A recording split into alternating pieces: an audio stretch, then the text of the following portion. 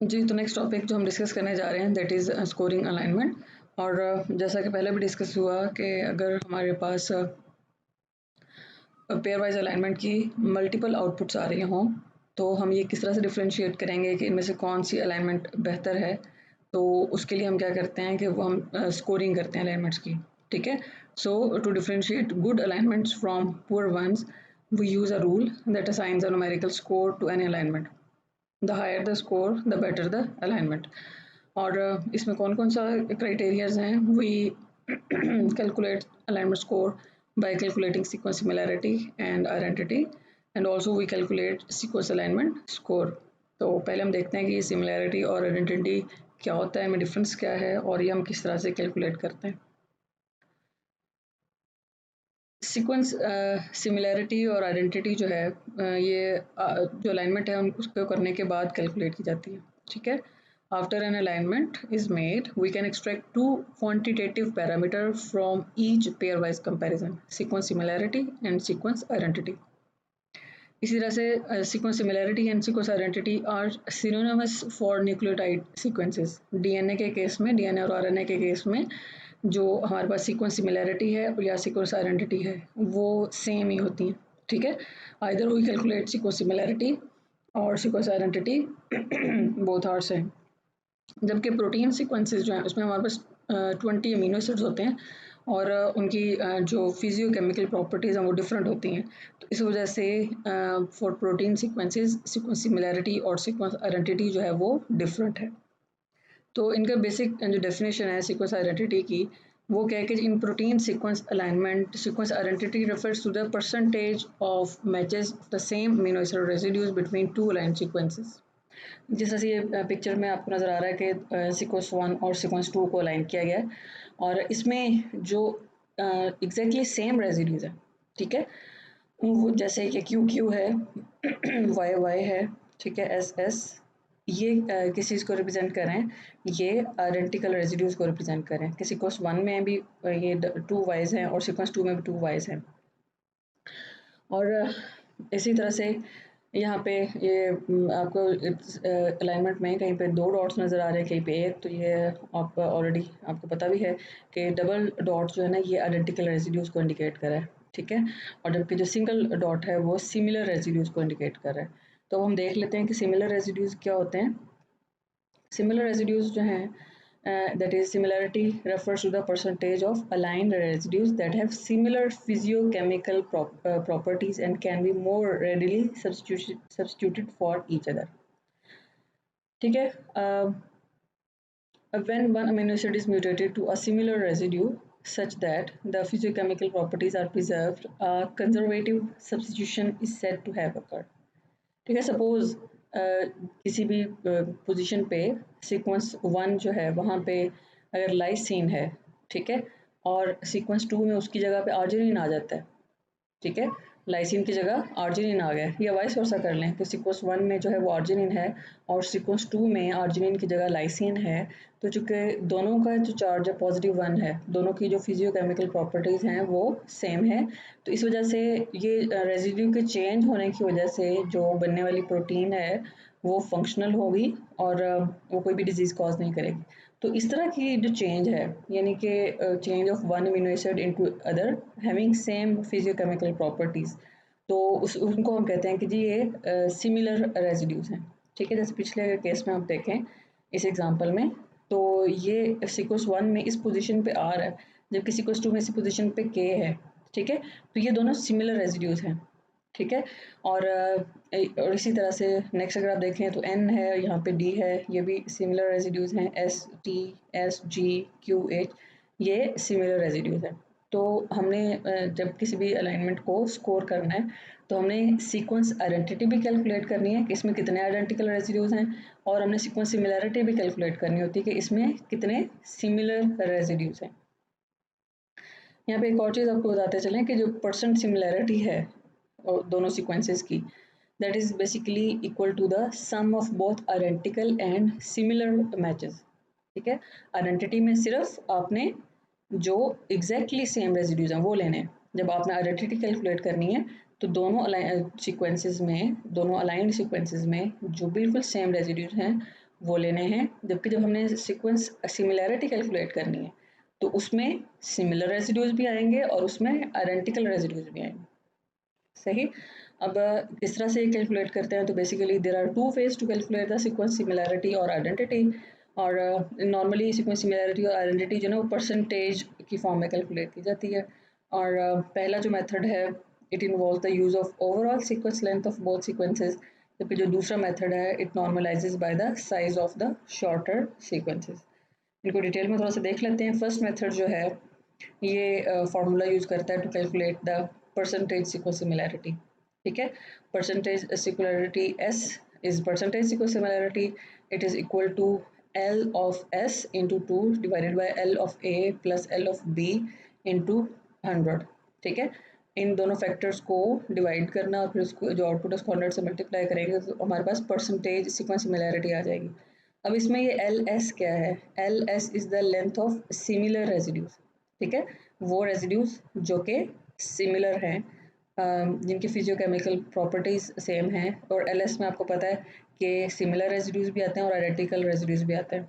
ठीक है, तो LS is basically equal to similar plus identical residues into 2 और divided by L of A plus L of B, length of sequence A और sequence 1, और इसे से length of B is length of sequence B और length of sequence 2।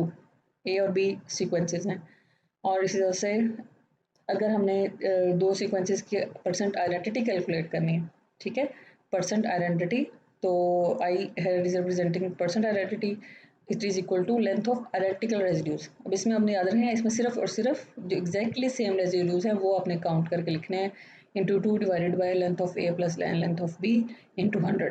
Example के through भी देख लेते हैं परसेंट आइडेंटिटी कैसे कैलकुलेट करनी है। फॉर एग्जाम्पल एक अलाइनमेंट है हमारे पास, और वो अलाइनमेंट किस किस के दरम्यान में है, वो ह्यूमन और फ्रूट फ्लाई के सीक्वेंसेस हैं। ठीक है, जैसे हमने पिछली एग्जांपल में देखा हमारे पास दो सीक्वेंसेस हैं, सीक्वेंस 1 एंड सीक्वेंस 2।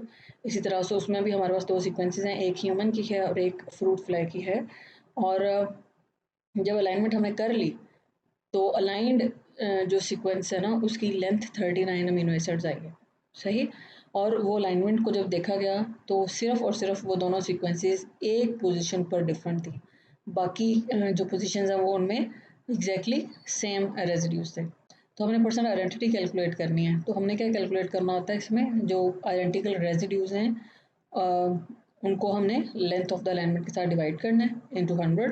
तो number of identical amino acids कितने हैं, अगर 39 टोटल है और एक डिफरेंट है तो सिमिलर कितने होंगे, 38 और into 100 divided by length of alignment क्या है 39, तो 97%, यानी कि दोनों सीक्वेंसेस जो कि ह्यूमन और फ्रूट फ्लाई की हैं वो आपस में 97% सिमिलरिटी है। जितना नंबर ये ज़्यादा होगा उतनी ही सिमिलरिटी और आइडेंटिटी जो है वो अच्छी कंसिडर की जाती है।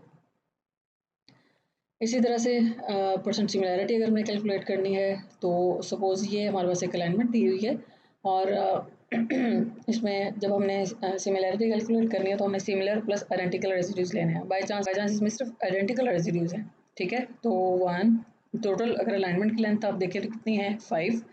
ठीक है, 1 2 3 4 5। ओके, और इसमें जो है आइडेंटिकल रेसिड्यूज 1 2 3 और 4 है। तो फार्मूला वही है, नंबर ऑफ मैचेस 4 है divided by number of amino acid in region कितने हैं 5 इंटू 100। तो इन दो सीक्वेंसेस की जो परसेंट सिमिलरिटी है दैट इज 80%। इसका जो है ये पहला मेथड था। सेकंड मेथड जो है उसमें the second method of calculation is to derive the percentage of identical or similar residues over the full length of the smaller sequence। ठीक है जी, तो सेकंड मेथड के थ्रू अलाइनमेंट कैलकुलेट करने के लिए फार्मूला, ये कंबाइंड फार्मूला दिया हुआ है। ठीक है, यही फार्मूला आइडेंटिटी कैलकुलेट करने के लिए यूज़ होगा और ये फार्मूला जो है वो सिमिलरिटी कैलकुलेट करने के लिए यूज़ होगा। सिमिलरिटी कैलकुलेट करने के लिए S percent that is percentage sequence similarity is equal to L of S। ठीक है, यानी कि length of similar plus identical residues divided by L of A, और यहाँ पे L ऑफ A जो है वो लेंथ ऑफ स्मॉलर सीक्वेंस होगी। ठीक है, इंटू 100 कर दें। और इसी से अगर हमने आइडेंटिटी कैलकुलेट करनी है परसेंट आइडेंटिटी, तो percent identity will be equal to L of I, that is only the length of identical residues divided by length of smaller sequence और into 100. ठीक है, और यहाँ पे लिखा हुआ है कि L is the length of the shorter of the two sequences. इसको एग्जांपल के थ्रू देख लेते हैं कि सपोज सीक्वेंस ए जो है उसकी लेंथ 320 अमीनो एसिड्स है और सीक्वेंस बी जो है ना उसकी लेंथ 450 अमीनो एसिड्स है। और जब हमने इनकी पेयरवाइज अलाइनमेंट की तो हमने देखा कि इसमें we see that 100 amino acids are identical. और परसेंट आइडेंटिटी कैसे हम कैलकुलेट करेंगे, यहाँ जो आइडेंटिकल रेजिड्यूज है वो लिखेंगे और divided by length of shorter sequence. ठीक है, तो वो 320 है, इसको सॉल्व किया। और इसी तरह से हमारे पास अगर सिमिलरिटी कैलकुलेट करना हो, और additionally we see that there are 23 amino acids that are different by conservative substitution, meaning that their chemical properties are maintained. उसी अलाइनमेंट की बात हो रही है कि सीक्वेंस ए और सीक्वेंस बी को जब अलाइन किया गया उसमें 100 अमीनो एसिड आइडेंटिकल थे और along with identical residues 23 amino acids ऐसे थे जो कि सेम थे in respect with physicochemical properties. तो उसकी जब हमने सिमिलरिटी कैलकुलेट करनी है तो एल ऑफ जो एस है that is length of similar residues. तो आपको बताया था कि हमने उसमें सिमिलर रेजिड्यूज भी लेने हैं और आइडेंटिकल रेजिड्यूज भी लेने हैं और डिवाइड करना है लेंथ ऑफ शॉर्टर सीक्वेंस के साथ। तो ये हमारे पास आ जाएगा 38.44%। तो आइडेंटिटी जो है वो 31% है और सिमिलरिटी जो है वो 38% है। तो this is all about sequence similarity और आइडेंटिटी। और आई थिंक सो आपने जब नीडल मैन वंश एल्गोरिथम का टूल जो है एम्बोस नीडल और एम्बोस वाटर दोनों यूज़ किए होंगे तो उनके आउटपुट में देखा होगा कि ये जो पैरामीटर जो हम वो कैलकुलेट करके आपको दे रहे हैं। ठीक है, तो ये बेसिकली इस तरह से वो कैलकुलेट करते हैं आइडेंटिटी को और सिमिलरिटीज को, दोनों में से जो मर्जी मेथड आप यूज़ कर लें। इसी तरह से नेक्स्ट जो है सीक्वेंस नेक्स्ट क्राइटेरिया है सीक्वेंस अलाइनमेंट स्कोर का। और ये हम स्कोर कैसे कैलकुलेट करते हैं कि अगेन हमारे पास जो पेयर वाइज अलाइनमेंट होती है हम उसमें जो पेयर वाइज अलाइनमेंट में आपको पता है कि जी कुछ रेजिड्यूज जो हैं वो एग्जैक्टली सेम होते हैं, मैच कर रहे होते हैं, कुछ रेजिड्यूज जो हैं वो मिस मैच होते हैं, कहीं पे जो वो गैप होते हैं। ये तीन बेसिकली चीज़ें होती हैं, मैच, मिसमैच और गैप। तो जब हमने स्कोर कैलकुलेट करना है तो हमने ये जो तीन पैरामीटर्स हैं इनके लिए अप्रोप्रिएट वैल्यूज़ जो हैं वो डिसाइड करनी है। सपोज़ ये हमारे पास एक अलाइनमेंट दी हुई है, ठीक है, और इसमें हम क्राइटेरिया ये यूज़ कर रहे हैं कि जो नंबर ऑफ मैचेस हैं हिट्स के नाम से, ठीक है, जहाँ पे भी मैचेस होंगे वहाँ पे हमने +1 स्कोर देना है और जहाँ पे भी मिस मैच होंगे वहाँ पे हमने -2 का स्कोर देना है। ठीक है, मैच के लिए +1 है, मिस मैच के लिए -2 है और लकीली इस अलाइनमेंट में कोई भी गैप नहीं है। तो नंबर ऑफ मैचेस अगर आप काउंट करें तो कितने हैं, 1 2 3 4 5 6 7 8 9 10 11 12 13 14 15 16 17 और 18। तो मैचेस कितने हैं, 18 है। और जो मिस मैचेस हैं वो हमारे पास कितने हैं, 1 2 3 4 5 जो हैं वो मिस मैचेस हैं। तो अब हमने इसका स्कोर कैसे कैलकुलेट करना है, सिंपल। ओके, तो स्कोर इसका कैसे कैलकुलेट करेंगे कि हमारे पास इसमें देखें 18 हमारे पास मैचेस हैं और उसका हमने क्या क्राइटेरिया रखा हुआ है, स्कोर 1। और इसी तरह से मिस मैचेस हमारे पास कितने हैं, 5 हैं और उसके लिए हमने स्कोर क्या रखा हुआ है, -2। तो इनको आप सॉल्व करें, 18 इंटू 1 18 होता है और 5 इंटू 2 10 होता है। तो 18 - 10 जो है वो क्या आ जाएगा, अलाइनमेंट स्कोर 8 आ जाएगा। This is how we calculate alignment score. और इसी तरह से ये नेक्स्ट एग्जांपल है, इसमें चूंकि ये अलाइनमेंट दी हुई है और इसमें हमारे पास गैप्स भी हैं, तो इसमें जो हम क्राइटेरिया यूज़ कर रहे हैं वो मैच +8 है, मिस मैच -5 है और जो गैप जहाँ पे भी आएगा वहाँ पे स्कोर आपने -3 देना है। याद रखिएगा मिस मैच और गैप के लिए टिपिकली जो है वो नेगेटिव स्कोर होता है। ठीक है, और अगर आपको ये क्वेश्चन कुछ तरह का दिया भी जाएगा तो आपको ये मैच, मिस मैच और गैप सिंबल्स वगैरह का स्कोर जो है वो ऑलरेडी गिवन होगा। अब इस अलाइनमेंट में आप देखें तो इसका स्कोर जो है वो कैसे कैलकुलेट होगा, जहाँ पे मैच है वहाँ पे +8, ठीक है, ये गैप है तो -3 -3 -3, मैच है तो +8, मिस मैच है तो -5, मैच +8, गैप है तो -3, गैप है तो -3 और मैच है तो +8। इस सारे को आप जब सॉल्व करेंगे, ये नॉर्मली इस तरह का जबरा जो 6 क्लास में सिखाया जाता है कि जी प्लस वाले आप ऐड कर लें और उसमें से माइनस वाले आप सब्ट्रैक्ट कर दें तो आपका जो अलाइनमेंट स्कोर है वो आ जाएगा। अब इसी तरह से जो नेक्स्ट है हमारे पास, उसमें भी सेम है कि मैच के लिए +2 का स्कोर है, मिसमैच के लिए -1 का है और इंसर्शन और डिलीशन या गैप है जहाँ पे वहाँ पे -2 है। तो इसमें आप देख लें कि हमारे पास मैचेस कितने हैं, 1 2 3 4 5 और 6 मैचेस हैं, ठीक है। 6 मैचेस हैं और उसके लिए मैच का स्कोर हमने क्या रखा हुआ है 2। और इसी तरह से हमारे पास जो हैं मिस मैचेस अगर कोई लाए करते हैं तो वो देख लेते हैं। मिसमैच हमारे पास ये एक है, ठीक है। हमारे पास एक मिसमैच है और उसका हमने स्कोर का रखा हुआ है -1 प्लस गैप हम देख लेते हैं कितने हैं। गैप जो है वो 2 है और उसके लिए स्कोर है -2।